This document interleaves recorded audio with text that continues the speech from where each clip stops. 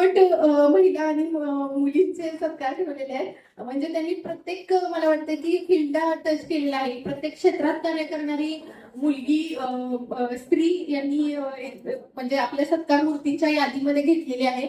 यावरूनच कळतं की त्यांनी किती कष्ट केला असेल हा सर्वे करण्यासाठी की आपल्या इचलकरंजी आणि आजूबाजूच्या परिसरात क्षेत्रामध्ये कार्यरत कर्तृत्ववान महिला आहेत. तर मी वेब फाउंडेशन इचलकरंजी आणि पोलीस ऑफ इंडिया न्यूजचं त्याबद्दल अप्रिशिएशन करते की त्यांनी महिलांसाठी आणि त्या ज्या आहेत त्याला सत्कारांमुळे किंवा त्यांचं कौतुक केल्यामुळे त्यांच्या पाठीवर शाबासकीची थाप दिल्यामुळे त्यांना ते कार्य करत आहेत त्याकरता अजून बळ मिळतं. मला नेहमी माझे सर्वच मित्र मैत्रिणी म्हणत असतात की आम्ही तुला लहान म्हणजे माझे जे बालपणीचे किंवा कॉलेज फ्रेंड्स आहेत ते म्हणतात की लहानपणापासून बघितलंय की तुझा स्वभाव हा काही पोलीस डिपार्टमेंटला सुटेबल नाहीये.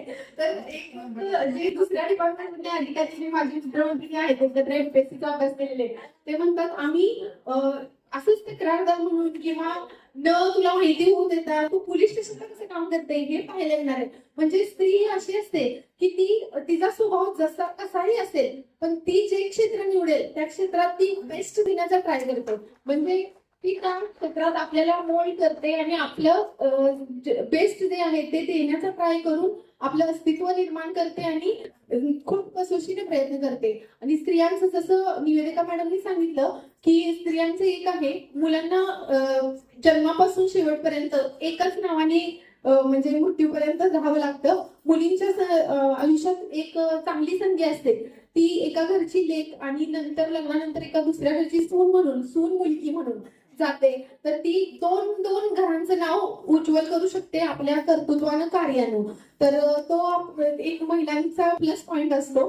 तर मी सर्व इथे उपस्थित सत्कार मूर्तींना हे सांगू इच्छिते की मला माहिती आहे की ज्या अर्थी सत्कार केले जात आहेत त्या अर्थी त्यांनी खूप काहीतरी कष्ट केलेले असतील. पण हे कष्ट करताना पुरुष मंडळींचा त्यांना म्हणजे घरातील जे कोणी आई वडील असतील किंवा आई वडील असतील किंवा पती असतील इतर सासरे इतर दीर वगैरे कोण जे पुरुष त्यांच्या आयुष्यात त्यांच्या पाठीशी हे त्यांचं कर्तृत्व सिद्ध करण्यासाठी खंबीरपणे उभे आहेत. ऍक्च्युली त्यांनाही माझ्याकडून सॅल्यूट. कारण मी स्वतःच्या अनुभवावरून सांगू शकते माझ्या ड्युटीला कधीही टाइम नसतो पण माझ्या आई वडिलांनी माझ्यावर जे संस्कार केले त्यावरून मी आता ज्या घरात आहे ज्या घरी मी सून म्हणून आहे तिथले जे माझे कुटुंबीय आहेत माझे तिथले पालक आहेत आई म्हणजे सासू सासरे आई वडिलांसारखेच आहेत जे तर ते खूप सपोर्टिव्ह आहेत.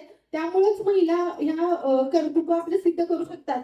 तर महिला दिन ज्या महिलांचा सत्कार होतोय त्यांच्या कुटुंबियांनाही मी स्टेजवरून सॅल्यूट करू इच्छिते. आणि आता थोडस आमच्या पोलीस डिपार्टमेंट वरते. तर नमस्कार, मी डॉक्टर रजनी शिंदे, संस्थापक वेद फाउंडेशन आणि पोलीस ऑफ इंडिया न्यूजच्या माध्यमातून आज मी जागतिक महिला दिनानिमित्त पुरस्कार घेतलेला आहे.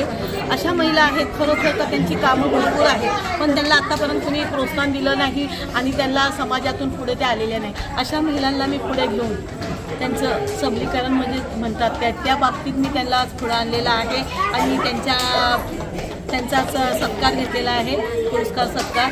आणि सत्कार घ्यायचं नेमकं उद्दिष्ट काय होतं? कारण का त्यांची कामं आहेत खरोखर त्यांनी इतके कष्ट केले आहेत समाजासाठी नाही पण स्वतःच्या घरातून त्यांनी कसं स्वतःला मोठं केलंय ते त्यांच्याच लक्षात आलेलं नाही. अशा महिलांपर्यंत मी पोहोचून त्यांची माहिती घेऊन आज मी त्यांना इथं स्टेजपर्यंत आणलेलं आहे.